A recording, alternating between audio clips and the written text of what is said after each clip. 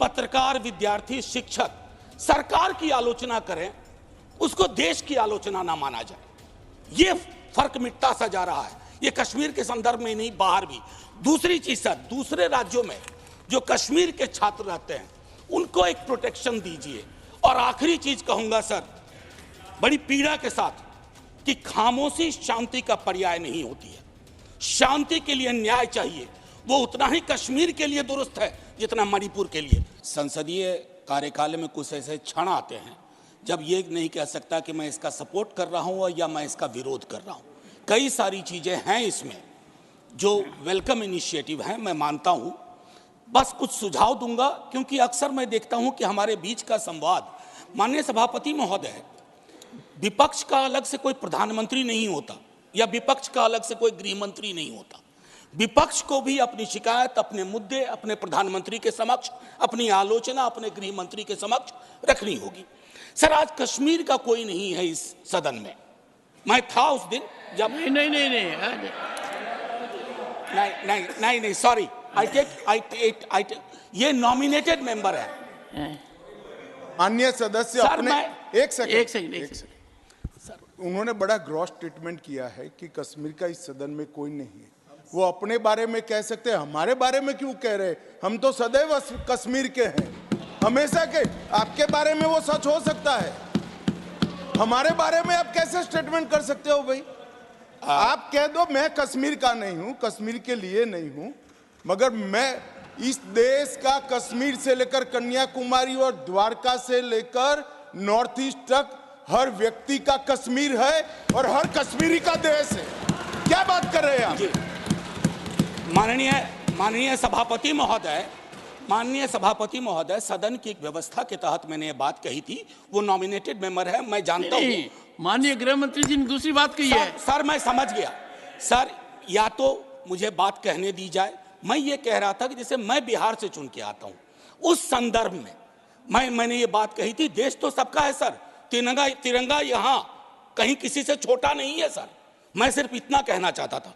माननीय सभापति महोदय, इसमें बहुत अच्छी चीजें, जैसा मैंने शुरू में ही कहा कि विरोध के लिए विरोध करूं ये उचित नहीं है। माननीय सभापति महोदय, महत्वपूर्ण है कि जब हम ये कहते हैं कि ये नॉमिनेशन होंगे, पहले तो मैं तारीफ करूं कि अंडर प्रिविलेज्ड के बदले एक शब्द जो कि कॉन्स्टिट्यूशनली वैलिड टर्म है, अदर बैकवर्ड क्लासेस, आपने उसका इस्तेमाल किया है, तारीफ के काबिल।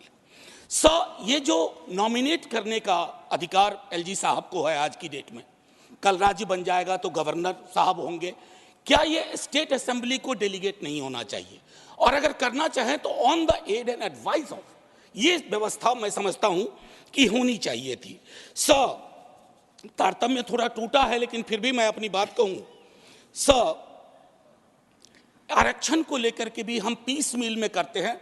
हर सत्र में मैं देखता हूं कुछ बिल आते हैं।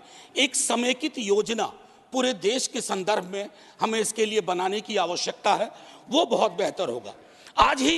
आज 370 पे फैसला आया और सदन की जिम्मेदारी आज बढ़ गई है। उस फैसले के बाद सरकार की जिम्मेदारी बढ़ गई है। मैं मानता हूं इतिहास, आपने यहां एक फैसला लिया था, तब संसद वहां थी सर, ये लगभग घिस चुका था, हम भी जानते हैं, लेकिन एक मनोवैज्ञानिक पहलू था। मैं आग्रह करूंगा सरकार से कि उस साइकोलॉजिकल हीलिंग की भी कोशिश होनी चाहिए, और ये हीलिंग हो सकती है सर। मैंने कहा ना कि हिंदुस्तान का मिजाज महासागर वाला है, इसको बस तालाब ना बनाया जाए, महासागर अपने अंदर सब समाहित कर लेगा। माननीय सभापति महोदय, जो कश्मीरी घाटी में रह रहे हैं, गांव में रह रहे हैं, उनको लेकर के भी एक चिंता होनी चाहिए।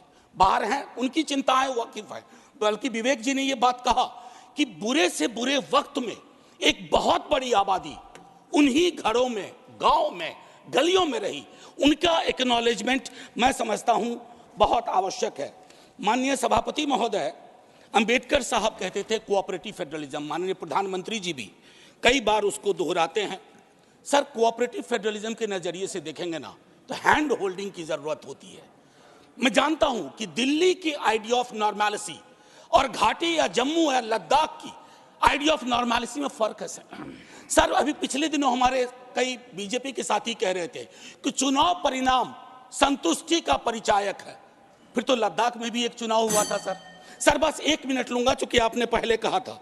सर एक आखिरी चीज कहूंगा कि पत्रकार, विद्यार्थी, शिक्षक सरकार की आलोचना करें, उसको देश की आलोचना ना माना जाए।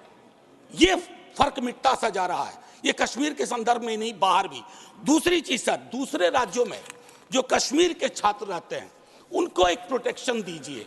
और आखिरी चीज कहूंगा सर, बड़ी पीड़ा के साथ, कि खामोशी शांति का पर्याय नहीं होती है। शांति के लिए न्याय चाहिए, वो उतना ही कश्मीर के लिए दुरुस्त है जितना मणिपुर के लिए। जय हिंद सर। आप सब जानते हैं कि जनज्वार का खर्च आपके जनसहयोग की बदौलत चलता है। आप भी जनसहयोग में शामिल हों और आजाद और स्वतंत्र पत्रकारिता को बनाए रखने के हमारे इस महाअभियान में शामिल हों। हमें इंतजार रहेगा आपके सहयोग का, क्योंकि आपका सहयोग ही हमारी मजबूती का सबसे ताकतवर रास्ता है। धन्यवाद साथी।